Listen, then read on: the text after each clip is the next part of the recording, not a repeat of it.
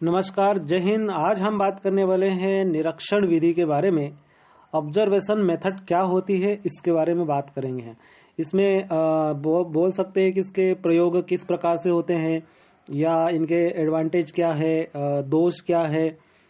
इन तमाम बातों पर तमाम मुद्दों पर हम आज डिस्कशन करने वाले हैं। तो बात करें दोस्तों कि एक प्रसिद्ध विद्वान है जिनका नाम है सिम्पसन। सिम्पसन ने एक बात बोली है कि निरीक्षण जो है, ऑब्जर्वेशन है, ये हमारी जो ज्ञानेंद्रिया है, ज्ञानेंद्रिया संबंधित सीखने की पद्धति है। ज्ञानेंद्रिया मतलब कि जिससे हम जैसे जबान हो गई, जिससे हम स्वाद लेते हैं, कानों से होता है कर्णेंद्रिया मतलब कि कान से हम सुनते हैं, दृष्टि इंद्रिया मतलब हम आंखों से देखते हैं, हाथों से स्पर्श करते हैं। मतलब ये सभी क्या है, पद्धतियां हैं। और इसमें क्या होता है, इनका प्रयोग किया जाता है।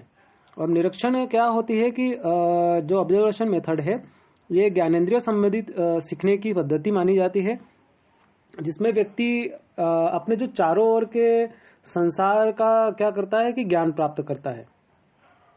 इस विधि के द्वारा छात्र स्वयं ही निरीक्षण करते हैं और वस्तुओं तथा तथ्यों का ज्ञान क्या करते हैं, नॉलेज लेते हैं। अध्यापक दोस्तों इसमें एक दिशा निर्देश के रूप में कार्य करता है और छात्रों को निरीक्षण के उचित अवसर प्रदान करता है। छात्र स्वक्रिया यानी कि स्वयं काम करते हैं और उसके माध्यम से ही नॉलेज लेते हैं। यह जो पद्धति है, ये छात्रों को क्रियाशील रहकर व्यवहारिक ज्ञान प्राप्त करने में क्या सहयोग करती है।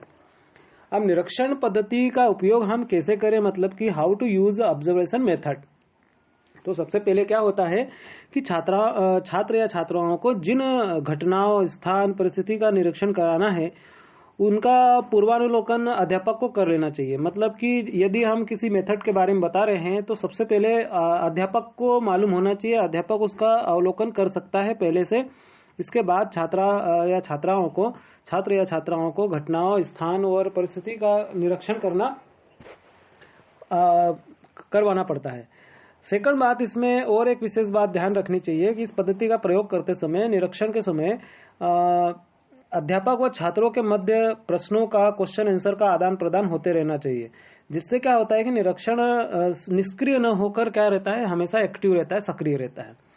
तीसरी बात, इसका प्रयोग करने से पहले ये ध्यान रखें कि निरीक्षण के समय जो भी सामग्री छात्रों के समक्ष प्रस्तुत की गई है, उसमें एक क्रम या व्यवस्था, क्रम टाइप मतलब कि सीरियल वाइज व्यवस्था होनी चाहिए कि इसके बाद ये बताना है, इसके बाद ये बताना है, इसके बाद ये बताना है।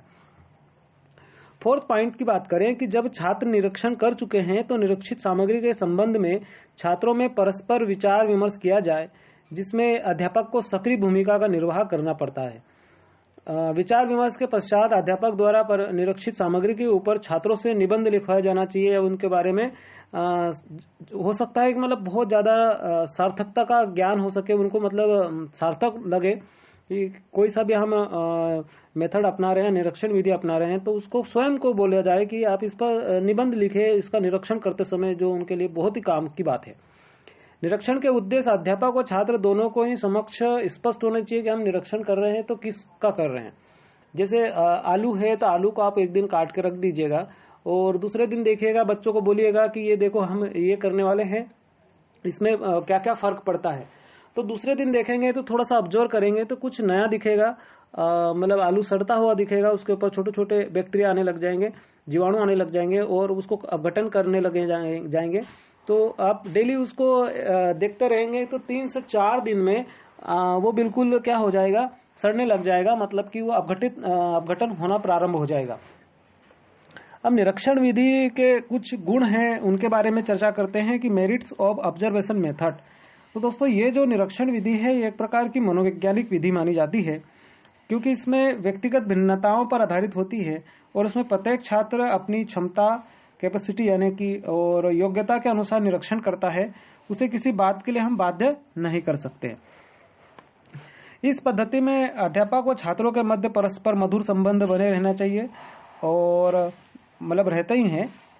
व्यक्ति अपने उत्तरदायित्व को समझता है कि मुझे आगे क्या करना है और इसमें अनुशासनहीनता की समस्या उत्पन्न नहीं होती है। यह छात्रों के स्वतंत्र विकास पर बल देती है और छात्रों के स्वतः ही स्वाध्याय की क्षमता को भी उत्पन्न करती है कि स्वयं इसको पढ़ना चाहिए, देखना चाहिए।